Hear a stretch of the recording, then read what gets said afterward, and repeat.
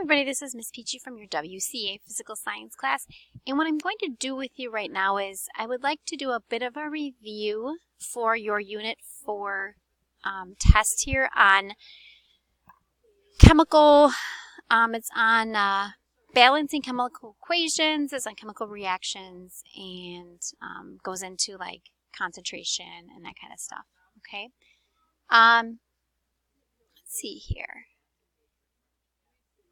So first of all, just remember that all this information is found on my website, and my website is accessible through that pushpin icon at the top of your screen. There should be a link for your section message boards for physical science, and there should be a link to my website. When you click on the physical science tab at the top part of my website, that's going to bring you to this page that I'm trying to share with you here. And one of the things on this page is a link to the Unit 4 study guide. So that's what we're going through. You can make a copy of it on Google Docs, you can download it to Microsoft Word, you can print it out, whatever you want to do to kind of take notes on it. There's some stuff to practice on, but I would highly recommend going through this, making sure you're really, really good at it before you take your unit test. All right, bringing you back here. I'm in the Blackboard classroom, as you can see, but I'm just using the Blackboard here to help because I can write on it and things like that. So anyway, the first question you have up here is just kind of a thinking question. I really wanted to make sure I went through this one because I know that it might be maybe a bit confusing if you haven't seen me kind of go through this one before. But the thought process here is around the law of conservation of mass. So we do balancing equations so that we're satisfying that conservation law. But more importantly, it's so that we're writing a correct recipe. So I want you to think of a chemical equation as a recipe. On the left side of the equation, you have your reactants. So those are like the ingredients in your recipe. Then you have, on the right side of the arrow, you have the products. That's what's being produced, what you're making. And you have to make sure you know how much of each ingredient you need and how much you're actually making, right? And so these things are written differently depending on kind of what you're looking at. So we just have a pictorial equation here. We have apple plus banana equals basket of apple and bananas. And there, if you look real closely, it's kind of small in this image. There are 5 apples and 4 bananas in this basket. For the time being, just ignore the fact that we even have a basket here. This recipe is incomplete because on the left side, on our reactant side, we just have apple plus banana. And in actuality, we need to know how many apples we need. We need 5 apples and 4 bananas. So those coefficients tell us how much of each ingredient to add. And that gives us a basket of apples and bananas. We don't need to put any numbers over here because the numbers are already included. If I were to write this as using letters, say, instead of pictures, I might write this as 5 apples plus 4 bananas gives us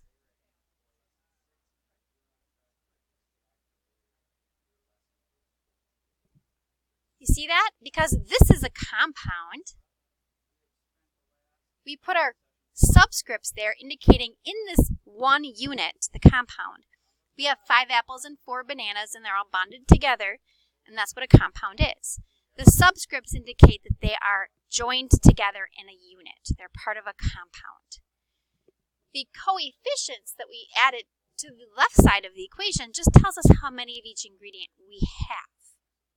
Coefficients can be added to left or right side, but in this case we didn't need to add any to the right side.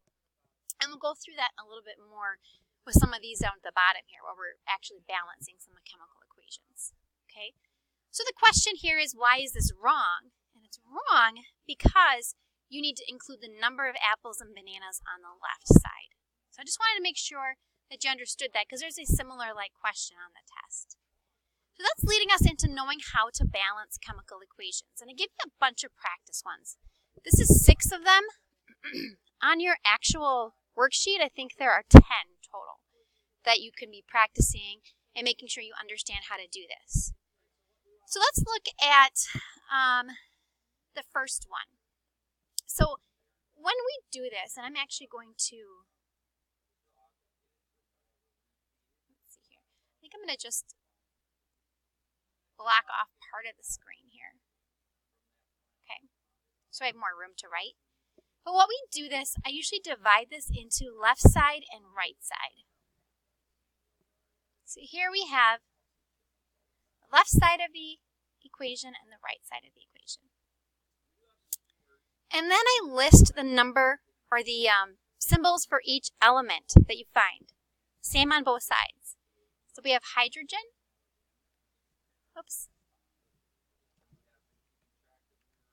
We have hydrogen on both sides. We have oxygen on both sides.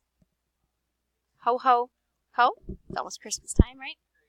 All right. And then we list the number of each we have. So we have, and I'm going to change the color here. We have 2 currently, H2, and 2 oxygens. On the right side, we have 2 hydrogens, but we only have 1 oxygen.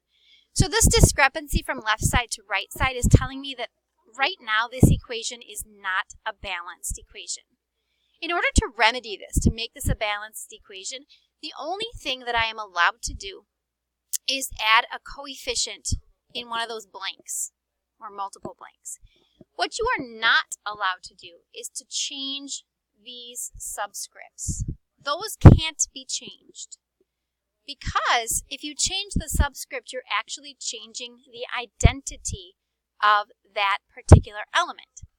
If instead of H2O, I call this H2O2, in my attempt to balance it, I've now said that I'm combining hydrogen and oxygen and producing hydrogen peroxide.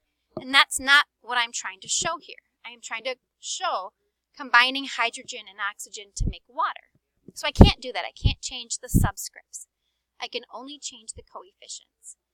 I know I need more oxygens here. And in fact, guys, what I'm going to do here real quick is I'm going to make this, I'm going to move everything down just a little bit because I feel like that's just really small. This is such a, I have to drag each individual part of my H down. Okay.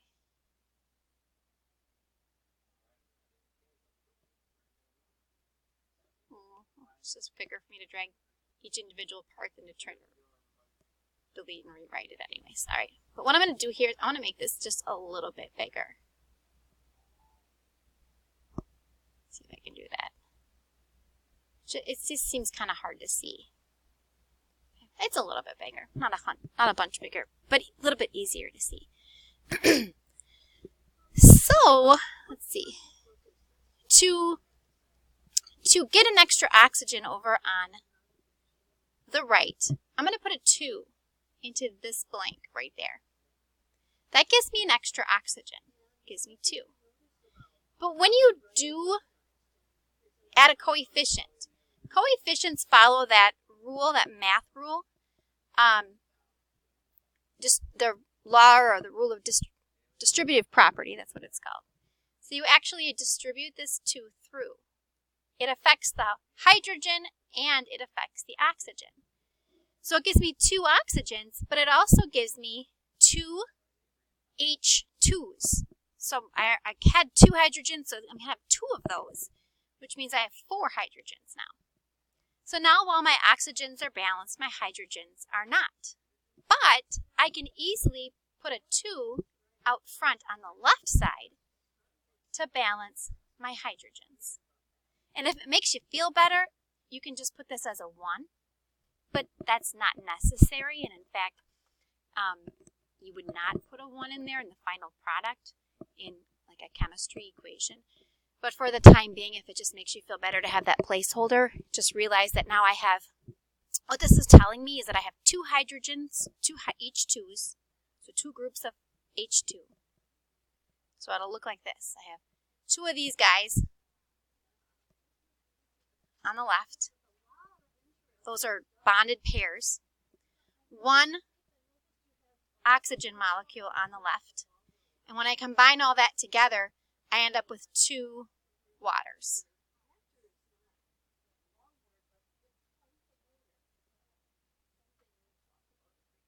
Okay? So you are going to need to be able to do this on the test. And you might think, wow, that's kind of hard. It's a really long process. It can be when you first get started. Hopefully, if you're watching this, you're like, oh, I've done this already. I already remember how to do this from earlier in my lessons, so this is just a review. If you really didn't understand it earlier, then you're probably at a bit of a disadvantage right now because you're trying to learn something that you should have learned before. But you can do it. You can do it. I know you can. So we're going to do one more, and I'm going to do it quick. So I'm going to show you just how quick this can be once you get used to what you're doing, okay? I'm just going to go ahead and delete some of this other stuff on here. Whoops. I wonder if I can put it back. Oh, okay.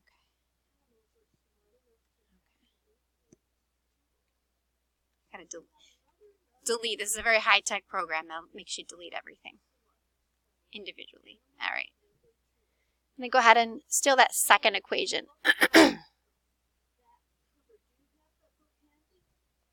So here's our second one. Make this a bit bigger too so you can see it. It gets blurrier, unfortunately, when it gets bigger. But what I'm seeing on here now, again, is mentally I'm looking and I'm taking inventory. I didn't write it down because I don't necessarily need to write it all down if it's not that difficult. 1 magnesium, 1 magnesium. They match. 2 oxygens, 1 oxygens. Whoops, they don't match. So I'm going to put a 2 over here to get 2 oxygens. Okay, so they match, but that gives me 2 magnesiums, which means my magnesiums don't match anymore. So I'm going to write a 2 over here. And I'll do inventory one more time. 2 magnesiums, they match. 2 oxygens, 1, 2 oxygens, they match. So now it is balanced. So you really don't need to go through the process of writing left side, right side, taking inventory, canceling. That stuff's kind of an introductory way to figure it out before you just become a bit better at what you're doing. I'm going to add one more here for good measure. Okay? So let me bring in just a little bit more tricky of a one. Because I want you to see something else here. Alright, make it bigger. Apologize for blurriness. Alright, so we're going to do this one a little bit more of the old school take inventory way. Because I just want to show you something. So I have calcium, we have hydrogen, and we have oxygen on both sides. Calcium, hydrogen, and oxygen. 1 calcium on the left, 1 on the right. 2 hydrogens here, 1, 2, on the left. Now we have to figure out a couple more rules here. First of all, this is a slightly different rule. Here we have a 2. I can show this to you. Right down here, a little 2. Do you see that? Oh, apparently I can't write 2's that small. You see my 2, right? Right there. So because that 2 is outside of the parentheses, and only because it's outside the parentheses, it is a subscript. It applies to everything inside the parentheses. So that means I have 2 hydrogens here, but I also have 2 oxygens. But then I also have these 2 hydrogens over here. So I have 1, 2, 3, 4 hydrogens. Okay? 1 oxygen on the left, 2, remember from that outside parentheses distributing there, on the right. So I just want you to realize that typically a subscript, H2 there, is only applying to the hydrogen, nothing else. But if the subscript is outside the parentheses, it applies to everything inside the parentheses, just like in math. The only thing that applies, the opposite, when we put like a coefficient on the front, that applies to everything on the right of it. There's no parentheses required for coefficients. But there are parentheses required in order to distribute that number for the subscripts. So just keep that in mind, okay? So now we need to balance this one also. We got some things that are kind of out of whack. So, I don't know, looking at this, I'm going to first balance my oxygens. I'm going to put a 2 here. It gives me 2 oxygens, but it gives me 4 hydrogens, and that's exactly what I needed. And I totally just decided to go there at first because I didn't want to mess with the parentheses. So I'm like, well, let me just try to put some number in where I could start off without messing with parentheses, and it just so happens to be the right one. because the oxygens were out of whack. And again, if you feel like putting 1s in here just for good measure, go ahead. If they're not necessary, and in fact are not, we don't use them, they're not standard way of writing chemical equations. But right now in physical science, I'm okay with that. All right, if you feel like you are still totally not sure about balancing equations, I highly recommend going to my website. Let's see if I can get that up for you here.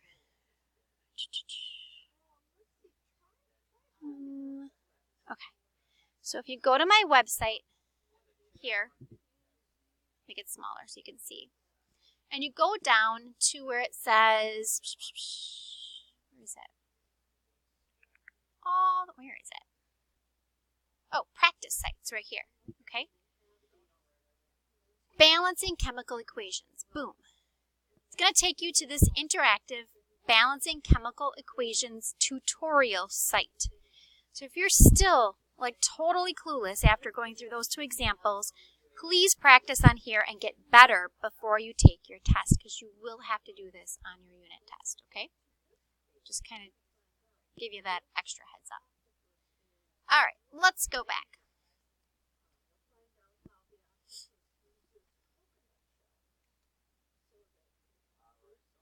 To the next page. There we go.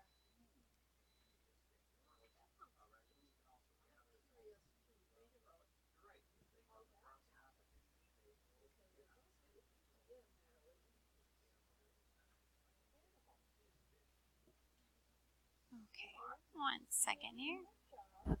Do I not have? Oh my gosh, do I not have anything about? Oh my gosh, I thought I did. I'm not finished here.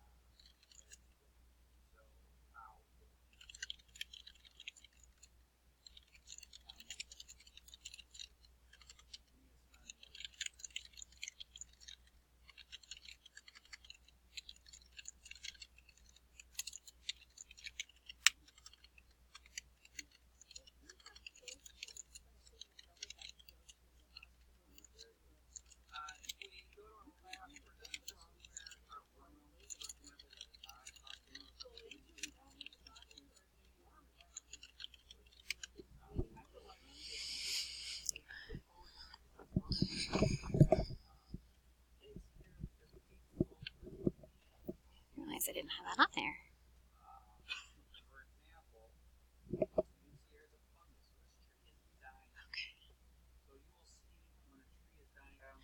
Okay, so now we're on to question 3 on your study guide.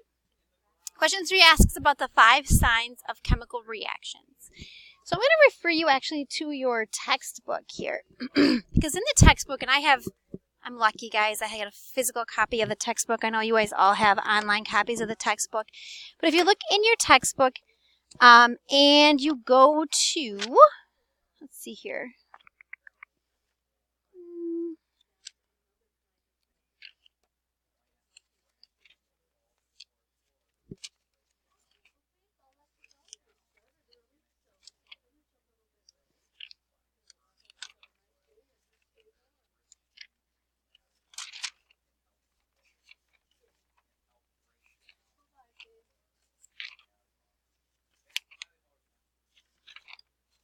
One second. I thought I was going to be really fast with this. Be like, hey, look at this. But it's going to be when they talks about chemical change. So we're actually going to go back a little bit here.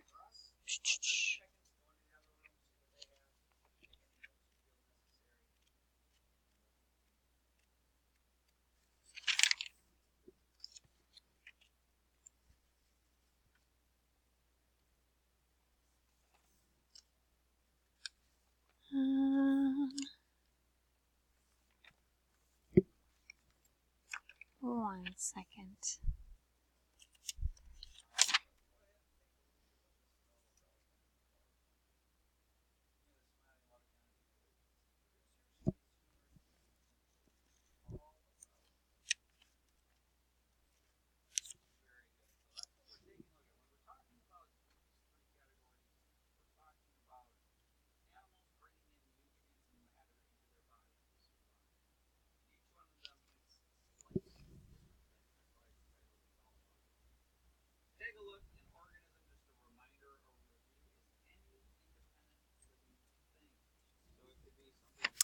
Oh, geez, this goes way back. 56, actually pages 56 to 58. So I know it goes back further back than the unit actually does, but it's discussed even into this unit, and you should know this anyways. But if you wanted to know them exactly, look on pages 56, 57. And those are the big ones, 56 and 57. 57 talks about 3 in particular: change in color, change or production of a gas, and formation of a precipitate. Those are the 3 that are discussed on page 57. We've also in class talked about things like a change in temperature. So that's actually discussed later on in this chapter. We talk about endothermic and exothermic reactions. So a change in temperature without adding heat to it. So I'm not actually physically adding electricity or adding heat to it, but it is exothermic, so it produces heat. So if a reaction is producing heat or feels cold, so it's removing heat from the environment, that's also a sign of a chemical reaction. We also look at things such as like a change in color and odor as signs of a chemical reaction. So I want you to talk about 5 of these.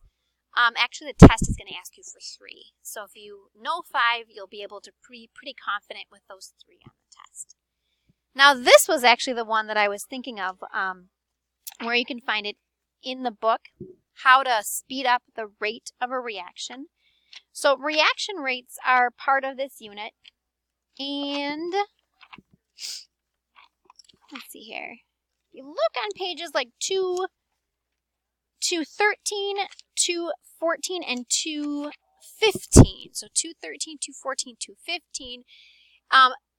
Go through the ways in which you can speed up a chemical reaction. So there's a question on the test that's going to ask you not just to list those ways, but also to know what they are. So don't just say catalysts. Make sure you can tell me what a catalyst is. Don't just say stirring. Make sure you can tell me why stirring is going to increase a chemical reaction. Don't just say increase surface area. Make sure you can tell me why increasing surface area is going to increase the rate of the reaction, okay? So make sure you know those as well. On the same area as the rates of reaction, those same pages, you're going to find definitions of endothermic and exothermic reactions. So know what the actual textbook definitions are. Okay, so go in there, find the vocab word, and find the textbook definition. And then know which one is going to release heat and which one actually gives off heat in those reactions. Our next segment is understanding or how to identify the different types of reactions. So you have 5 main types of reactions. You have synthesis and decomposition, single displacement, double displacement, and combustion reactions. Those are the 5 that we learned about. So you need to be able to identify which one of these guys here is each reaction type just by looking at the chemical formula. And there are ways to figure this out, okay? So if you have, I'm going to go to a new slide here. If you have 2 simple things being put together to produce a compound that is a combination of those 2 things, that's called a synthesis reaction. So if two similar things are put together to make a compound, which is a combination of those two things, then that's a synthesis reaction. Number 6 here is a synthesis reaction. Here we see phosphorus and oxygen being put together. Okay, and we have a compound, diphosphorus trioxide, which is the combination of those two things. So that's what you're looking for synthesis reactions. The next kind of reaction is the opposite. It's a decomposition reaction. A decomposition reaction takes something complex, a compound, and it breaks it down into its components. So on the left side, you'll see a compound. On the right side, you'll see two things that are components of that compound. So do you see one of these guys that fits the bill? Look around. Pause me if you need to, so you can find it. I'll wait. All right, hopefully you found it now. Number 5 is a decomposition reaction. Okay? Number 5 is a decomposition reaction. All right, next one we have what's called a single displacement or a single replacement reaction. Excuse me. So a single displacement or replacement, doesn't matter which one you call it, reaction takes something that's a single compound, or sorry, single compound, that was dumb, a single element. It could be A or it could be A2, doesn't matter. So for example, hydrogen is sometimes written like this. That's still considered to be a single, even though there's 2 of them. It's not more than one element, if that makes sense. It's a single element, even if it's an element that's forming a diatomic molecule. And then there's a compound. And what happens is that there's some swapping that goes on here. B gets kicked out and A bonds with C, right? That's going to happen if, let's say, A is a metal. We get this arrangement. If A, let's use different letters, I guess. If we have E plus FG, let's say E is a non-metal, then what we would end up happening is, doesn't really matter which way. The point of it is you have one single person, one single element, and you have a pair. And then on the other side of the arrow, you have a single element and a pair. That's how you recognize it, okay? Here, let's see. Now, sometimes these coefficients throw people off, but just ignore the numbers in front. You have a single, oh, not that one. Let's do a different guy. Down here, number 8.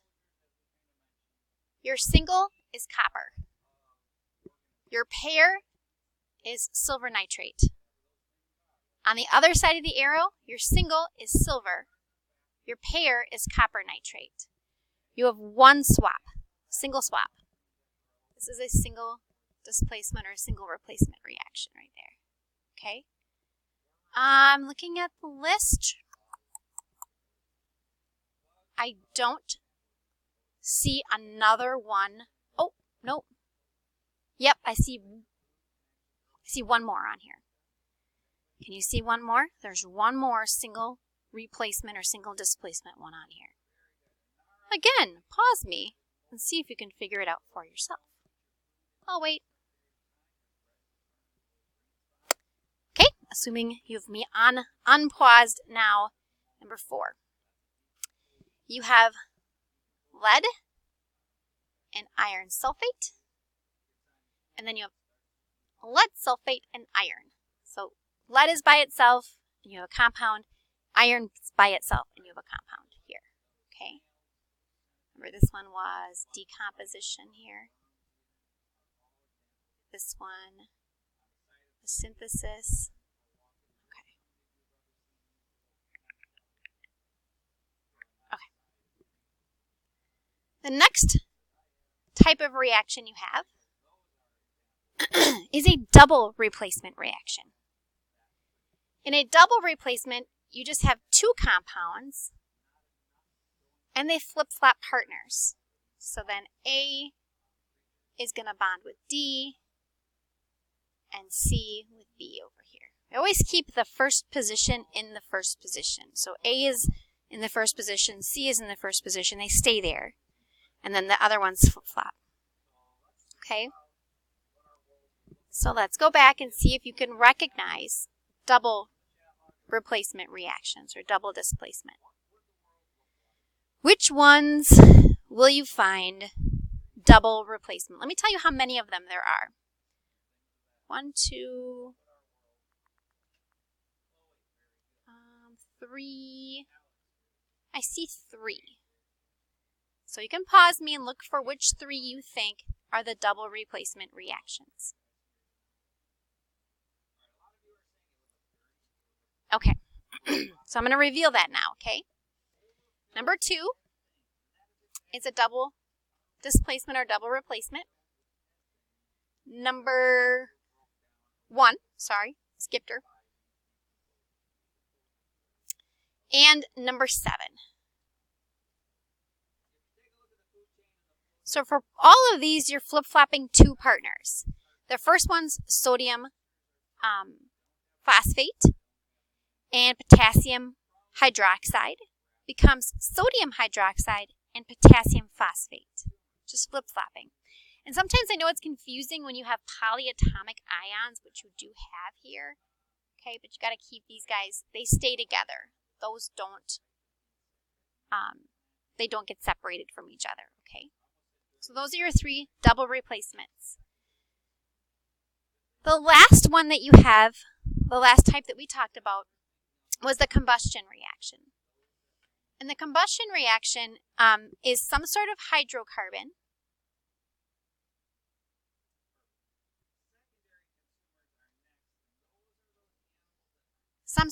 so carbon and hydrogen group plus oxygen gives us CO2 and H2O.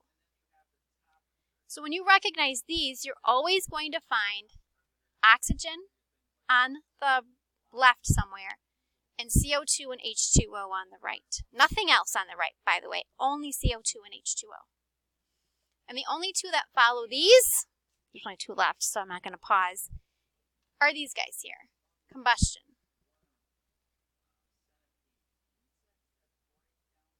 Both of these have CO2 and H2O on the right, and you can see oxygen here, right, and a hydrocarbon.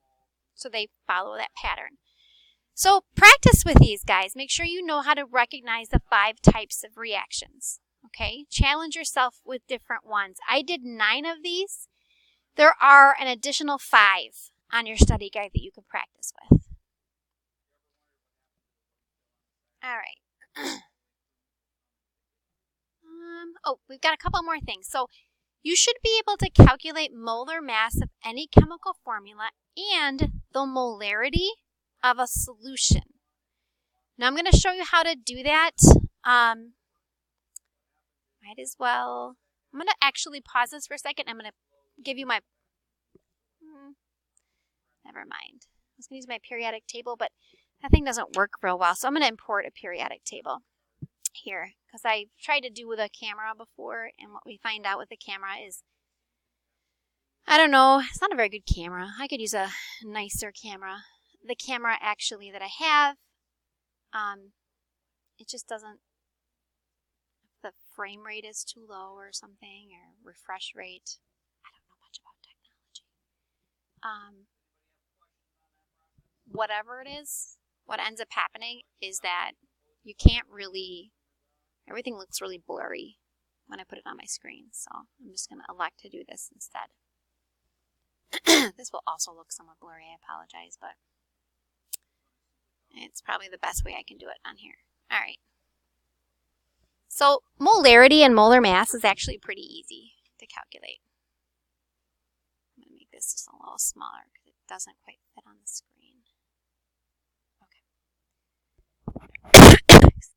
Oops, sorry about that, guys. That's probably really loud. All right, so what you're doing, first of all, is the molar mass of any element is the same as the atomic mass.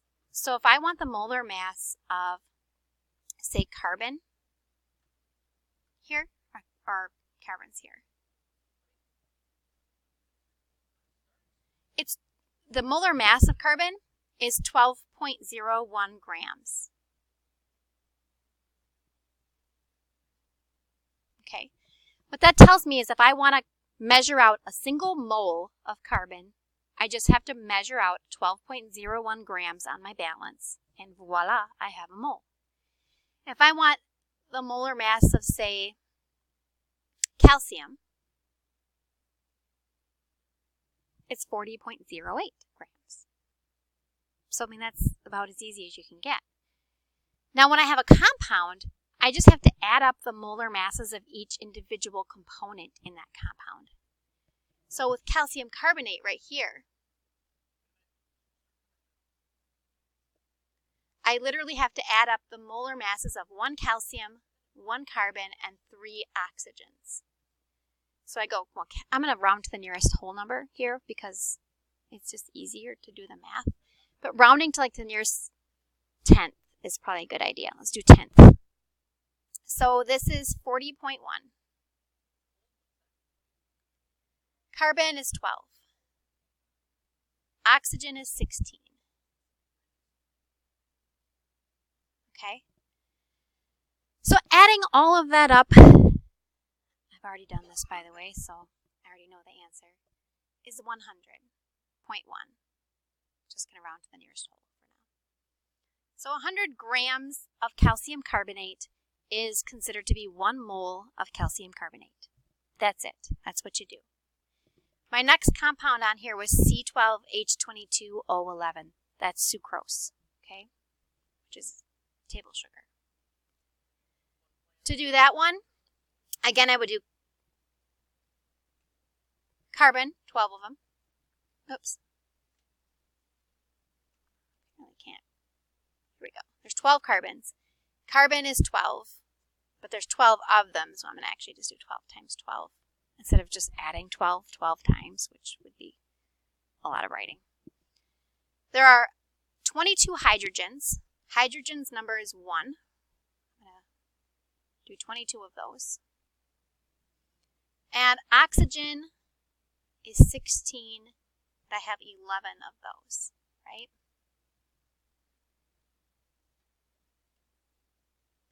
So 12 times 12, 144.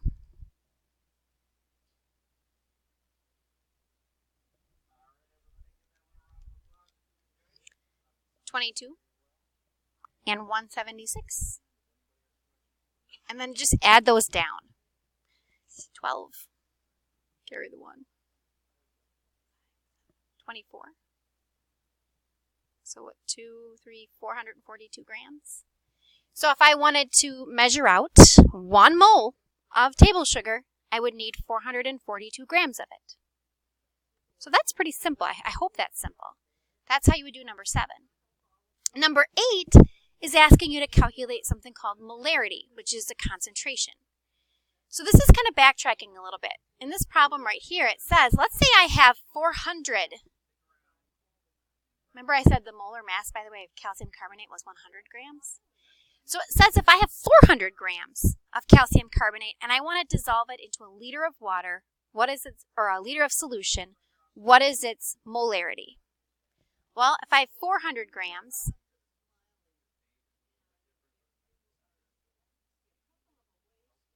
that's 4 moles. 1 mole is 100 grams, 4 moles is 400 grams. 1 molar solution is 1 mole per liter of solution.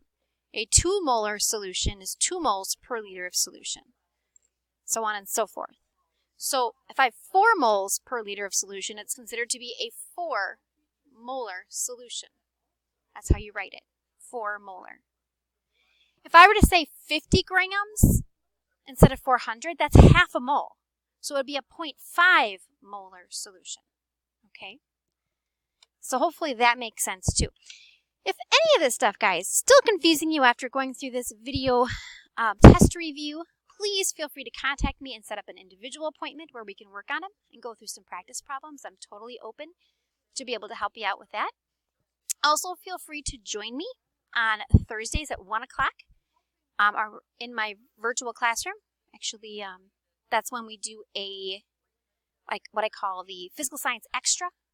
So it's just an extra session to help you guys, maybe with a little extra one-on-one help.